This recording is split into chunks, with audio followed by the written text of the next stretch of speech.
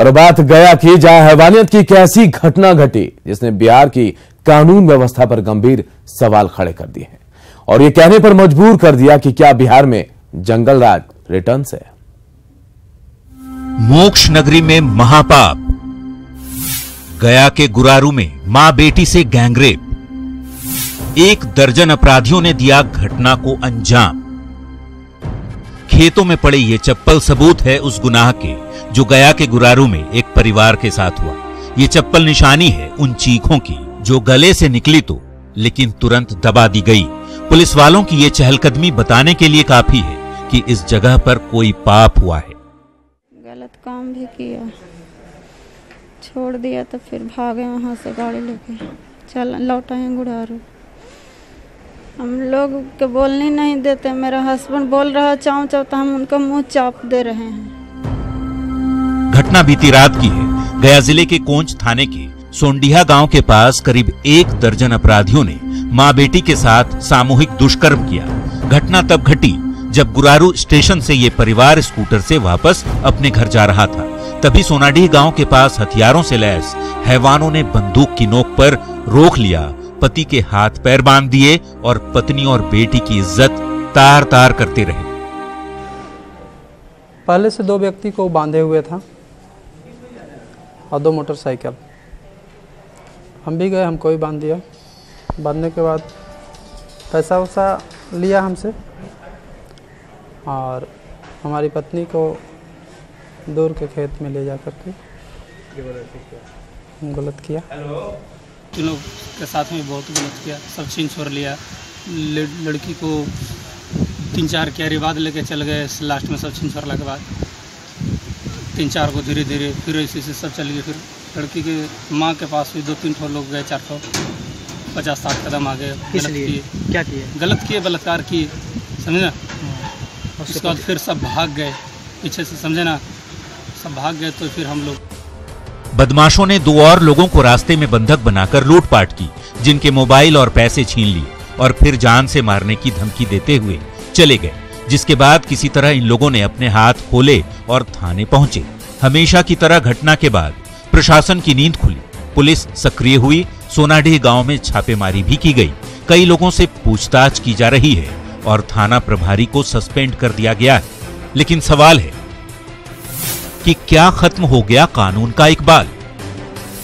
अपराधियों में क्यों नहीं रहा कानून का खौफ? बिहार में सुशासन को क्यों मिल रही चुनौती? अपराधी क्यों हो रहे हैं बेलगाम?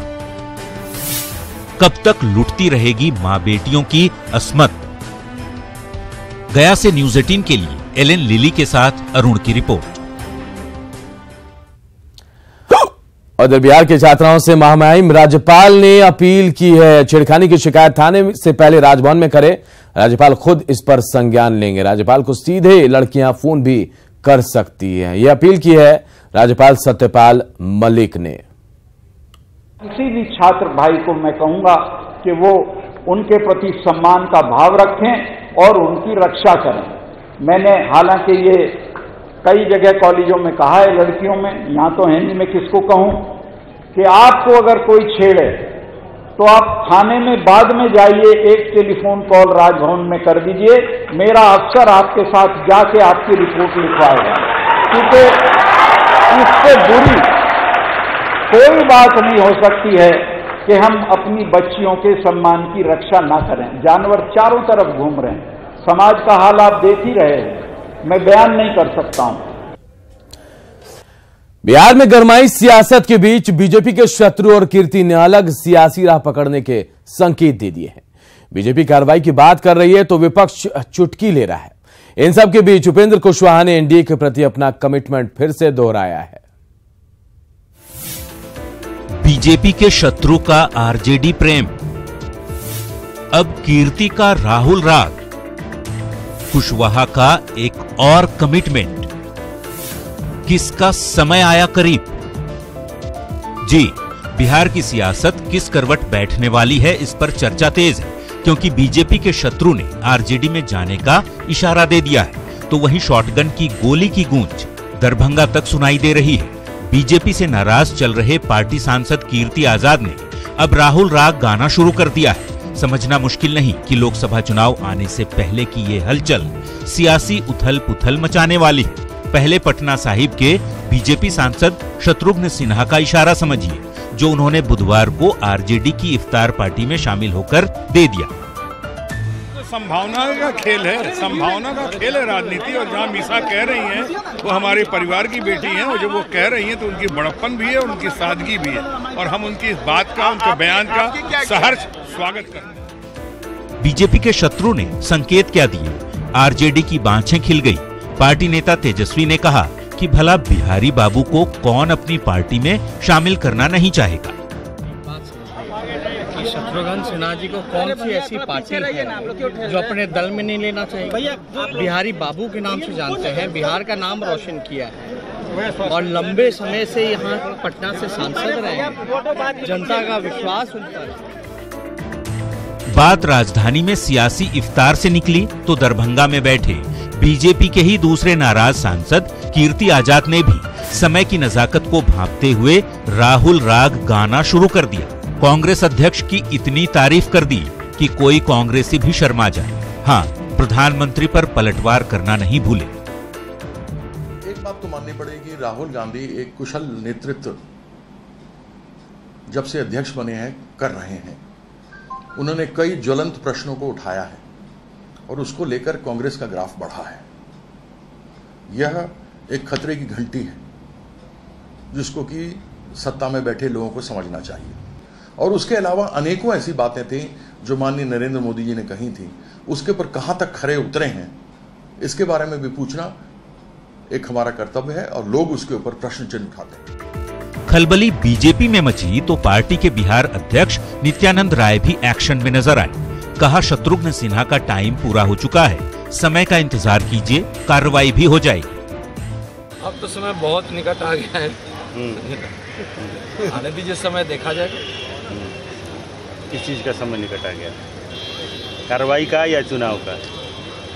समय निकट आ गया मतलब चुनाव के समय निकट आने की बात है। और आप जिस संदर्भ में कर रहे थे उनके यहाँ जाने का उस विषय पर। बीजेपी के नाराज नेताओं की जुगलबंदी से परेशान पार्टी को कुशवाहा ने बड़ी राहत दी। एक बार फिर आरएलएसपी प्रमुख उपेंद्र कुशवाहा ने साफ कर दिया है कि आरजेडी के साथ जाने का सवाल ही नहीं है। उन्होंने दावा किया कि अगले लोकसभा चुनाव में भी एनडीए की जीत होगी और देश के अगले प्रधानमंत्री भी नरेंद्र मोदी ही होंगे। राजद के दावा पर तो मैंने पहले ही कहा है कि कोई प्रश्न ही नहीं उठता है।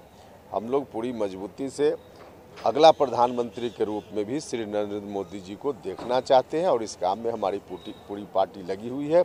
अगले 5 वर्षों के लिए भी नरेंद्र मोदी जी हिंदुस्तान के प्रधानमंत्री बनेंगे। हम सब लोग मिलकर इस काम में लगे हुए हैं, लगे रहेंगे। बिहार में सीट शेयरिंग और चेहरे को लेकर हालिया बयानबाजी के बीच बीजेपी के नाराज नेता खुलकर पार्टी के खिलाफ बयान दे रहे हैं और सियासी उथल-पुथल के बीच विरोधी गुट मजे ले रहा है। कार्रवाई की बात बीजेपी जरूर कर रही है, लेकिन पार्टी लोकसभा चुनाव से ठीक पहले कोई रिस्क लेने के मूड में भी नहीं। ऐसे में अपने अपने दावे और कमिटमेंट के बीच प्रदेश की सियासत अंदर ही अंदर सुलग रही है। न्यूज़ 18 के लिए पटना से अमित झा, अमित सिंह और धर्मेंद्र के साथ रुपेश की रिपोर्ट। और प्रधानमंत्री नरेंद्र मोदी की हत्या की साजिश पर बीजेपी नेता शाहनवाज हुसैन ने कहा, फंडिंग करने वाले एनजीओ पर रोक लगने से नक्सली बौखला गए हैं। उन्होंने कहा कि देश तोड़ने की नक्सलियों की कोशिश कभी कामयाब नहीं होगी, सरकार अपनी कार्रवाई करती रहेगी। लेकिन नरेंद्र मोदी जी के खिलाफ साजिश इसलिए रच रहे हैं कि जो फंडिंग होती थी एनजीओ के जरिए वो सब रोक दी गई है। अब खान पान की दिक्कत हो रही है, उनको असलहा खरीदने की दिक्कत हो रही है। उनको लगता है मोदी जी प्रधानमंत्री रहे तो उनकी दुकान बंद हो जाएगी, इसलिए वो इस तरह की साजिश कर रहे हैं। ऐसे साजिश करने वालों के खिलाफ चैन से भारत सरकार नहीं बैठेगी। हम इस देश को तोड़ने वाले के हाथ में कोई भी फंड जाने नहीं देंगे। देश के हित में, समाज के हित में जो फंड आते हैं उसका स्वागत है, लेकिन देश को तोड़ने के लिए, हिंसा फैलाने के लिए, गरीब नौजवानों को बहकाकर जंगल ले जाने के लिए अगर फंड लाएगा कोई, तो हम खामोश नहीं रह सकते। और इधर झारखंड के पूर्व से मधु कोड़ा की मुसीबतें बढ़ती जा रही है। मनी लॉन्ड्रिंग केस में ईडी ने कोड़ा की 2 कंपनियों को अटैच कर उन पर शिकंजा कसने की कोशिश की है। ये कंपनियां हैं बालाजी लाइफस्टाइल और बालाजी यूनिवर्सल ट्रेड लिंक्स। दोनों कंपनियां मुंबई की हैं और दोनों के निदेशक मनोज बाबूलाल पूनमिया है। साथ ही मनी लॉन्ड्रिंग की रकम को भी बढ़ा दिया गया है। ईडी ने कोड़ा एंड कंपनी पर 138 करोड़ 18 लाख रुपए की मनी लॉन्ड्रिंग का आरोप लगाया है और इस दूसरे केस में भी पूनमिया मधु कोड़ा के साथ आरोपी है। उसमें चार्ज अल्टरनेशन किया गया और उसमें जो था लगभग चार्ज अल्टरनेशन होकर लगभग 138 करोड़ के पर ईडी के द्वारा उसमें जो लगाया गया है कि 138 करोड़ का मामला को लाया गया। लेकिन चूंकि एक बार हो चुका था, उसके बाद फिर भी ईडी के द्वारा लाया गया है। इस तरह से हम लोग कोर्ट में कहे थे, प्रे किए थे, चूँकि बार बार जो कंप्लेंट फाइल करना। जमशेदपुर की अदालत ने सोनारी के जेवीएम नेता तिलो सरदार हत्याकांड में 2 दोषियों को उम्र कैद की सजा सुनाई है। इनके नाम है रमेश प्रमाणिक और पिंटू प्रमाणिक। साथ ही 10-10 हजार का जुर्माना भी इन्हें लगाया गया है। इस मामले में 12 गवाहों के बयान दर्ज कराए गए थे। हम आपको बता दें कि 7 नवंबर 2012 को जेवीएम नेता तिलो सरदार को बाइक सवार अपराधियों ने गोली मार दी थी। इसके बाद उन्हें टीएमएच में भर्ती कराया गया था, जहां सोनारी पुलिस ने उनका बयान दर्ज किया, लेकिन इसके बाद उनकी मौत हो गई। इस मामले में रमेश प्रमाणिक और पिंटू प्रमाणिक को पकड़ा गया और करीब 5.5 साल बाद अब जाकर इस मामले में फैसला आया है। अभियुक्त रमेश प्रमाणिक और पिंटू प्रमाणिक को धारा 302 और 27 आर्म्स एक्ट में दोषी पाया गया और वही माननीय न्यायालय अपर सत्र न्यायाधीश 13 नंबर के द्वारा आज उनको आजीवन कारावास दोनों को और 10,000 रुपये का अर्थदंड नहीं देने पर 3 महीने की अतिरिक्त सजा और 27 आर्म्स एक्ट में 3 साल की सजा और 2,000 का अर्थदंड नहीं देने पर 1 महीने की अतिरिक्त सजा। केंद्रीय शिक्षा सचिव अनिल स्वरूप ने रांची में सीएम रघुवर दास से मुलाकात की। इस दौरान राज्य की शिक्षा व्यवस्था पर चर्चा की गई। स्वरूप ने रघुवर सरकार की शिक्षा में सुधार के लिए उठाए जा रहे कदम की सराहना की। अनिल स्वरूप ने इस बात को मानने से इनकार किया कि रिजल्ट का तत्काल शिक्षा की गुणवत्ता से ताल्लुक है। उन्होंने कहा कि सुधार के परिणाम आने वाले समय में दिखाई भी देंगे। तो उनको बधाई देना चाह रहा था जो उन्होंने इनिशिएटिव्स लिए यहाँ शिक्षा के क्षेत्र में। डिजिटल उपयोग कैसे हो रहा है, पूर्व में यहाँ पे शिक्षा की स्थिति ठीक नहीं थी, लेकिन पिछले 2-2.5 वर्ष से जो प्रयास किए गए हैं यहाँ पर वो बड़े सराहनीय हैं। सिर्फ ये रिजल्ट से सब कुछ नहीं होता, रिजल्ट तो बहुत पहले जो व्यवस्था रही होगी उससे है। मुझे विश्वास है कि आने वाले वर्षों में रिजल्ट में भी सुधार आएगा, क्योंकि जो स्टेप्स लिए जाते हैं शिक्षा में, जो रिजल्ट है वो तुरंत नहीं आता, थोड़ा समय लगता है। लातेहार के कठपुलिया के पास NH-75 पर अज्ञात वाहन ने बाइक सवार को टक्कर मार दी। इसमें पिता और बेटी घायल हो गए। दोनों को गंभीर हालत में एम्बुलेंस से चंदवा CSC ले जाया गया, जहां घायल पिता की मौत हो गई। वहीं पुत्री की हालत अभी भी गंभीर है, तो उसका इलाज चल रहा है।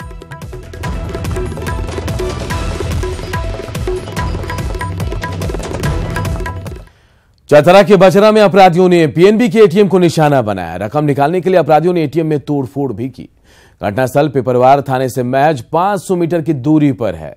टंडवा के SDPO एहतेशाम ने घटनास्थल की जांच की। उन्होंने बताया कि ATM से लूटी गई रकम का फिलहाल पता लगाया जा रहा है। वहीं PNB के अधिकारी भी क्षतिग्रस्त ATM की जांच कर रहे हैं। रांची के नामकुम से अगवा संतोष कंस्ट्रक्शन कंपनी के मुंशी आकाश को रिहा करा लिया गया है।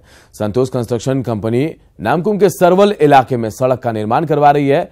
मंगलवार की रात 5 हथियारबंद अपराधी कंस्ट्रक्शन साइट पर आ गए और मुंशी के अलावा एक और कर्मचारी को जबरन अपने साथ ले गए। हालांकि अगवा कर्मचारी यशवंत अपराधियों के चंगुल से भाग निकला। मुंशी आकाश की रिहाई से परिजन अब खुश हैं। रांची के DSP ने रिहा मुंशी आकाश से पूछताछ भी की है। झारखंड के DGP DK पांडे ने राज्यवासियों से अपील की है कि वो ईद का त्यौहार शांति और सौहार्द के साथ मनाए। उन्होंने कहा कि पुलिस हर जगह चौकस है और सुरक्षा व्यवस्था पर नजर बनाए हुए है। मैं पूरे झारखंड वासियों से अपील करता हूं कि आप इस त्यौहार को बड़ी ही सद्भावना के साथ, भाईचारे के साथ मनाएं और हम आपकी सुरक्षा के लिए पूरी तरह से तैयार हैं। हर जगह सुरक्षा का वातावरण बना करके रखें, प्रशासन का सहयोग करें और इसके लिए हम पुनः आपसे अपील करते हैं कि आइए मिलजुल करके ईद का त्यौहार मनाएं। और ईद का त्यौहार जो है उसमें किसी भी तरह का कोई अफवाह, कोई अड़चन आए तो उसको तुरंत डायल 100 पर सूचित करें। कोयले की कमी से बोकारो के टीबीएनएल में बिजली उत्पादन प्रभावित हो गया। दरअसल टीबीएनएल पर सीसीएल का 386 करोड़ रुपया बकाया है, जबकि टीबीएनएल का जेबीवीएनएल पर 3600 करोड़ रुपया बकाया है। जेबीवीएनएल ने रकम टीबीएनएल को नहीं दी और यही वजह है कि टीबीएनएल ने बकाया नहीं दिया है और सीसीएल ने टीबीएनएल को कोयला आपूर्ति से मना कर दिया। ऐसे में टीबीएनएल ने बकाये के लिए जेबीवीएनएल को 7 दिन में 7 त्रैमाम पत्र लिखा है। हालत यह है कि टीबीएनएल कभी भी ठप हो सकता है। टीबीएनएल के 2 यूनिटों की क्षमता 340 मेगावाट है, लेकिन कोयले की कमी से एक यूनिट 3 महीने से बंद है, दूसरा यूनिट किसी तरह से चल पा रहा है। में एक यूनिट ही चल पा रही है क्योंकि कोयले की कमी है और कोयले की कमी का कारण है कि हम लोग सीसीएल को पूरा पैसा नहीं दे पा रहे। हम लोगों को महीने में 50 करोड़ का दोनों यूनिट चलने पर कोयले का माने कॉस्टिंग आता है, कोयले का पेमेंट सीसीएल को करना है, जिसके अगेंस्ट में हमको 40 से 45 करोड़ एवरेज बिजली बोर्ड से पैसा मिल रहा है। तो इस तरह से दोनों यूनिट का जो कोयले का पैसा देना है सीसीएल को वो हम लोग दे नहीं पा रहे हैं। जून के बाद मानसून आ जाने के बाद कोल का प्रोडक्शन जो है वो कम हो जाता है और इसलिए उस समय कोयला मिल पाना थोड़ा मुश्किल हो जाता है। तो हम लोग अभी स्टॉक जमा नहीं हुआ, तो एक यूनिट भी हम लोग बरसात के समय में ठीक ढंग से चला पाए तो हम लोग की उपलब्धि होगी। और रूस में आज से फीफा फुटबॉल वर्ल्ड कप शुरू हो रहा है। ऐसे में धनबाद कोयलांचल में फुटबॉल प्रेमियों में भी उत्साह देखा जा रहा है। खिलाड़ियों के उत्साह को देखते हुए धनबाद नगर निगम की ओर से गोल्फ ग्राउंड में मैत्री फुटबॉल मैच का आयोजन किया गया है।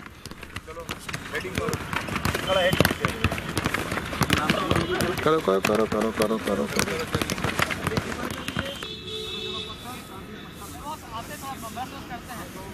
कोई जल्दी करो। और इस बुलेटिन में फिलहाल इतना ही। आप बने रहे न्यूज़ 18 बिहार झारखंड के साथ। नमस्कार।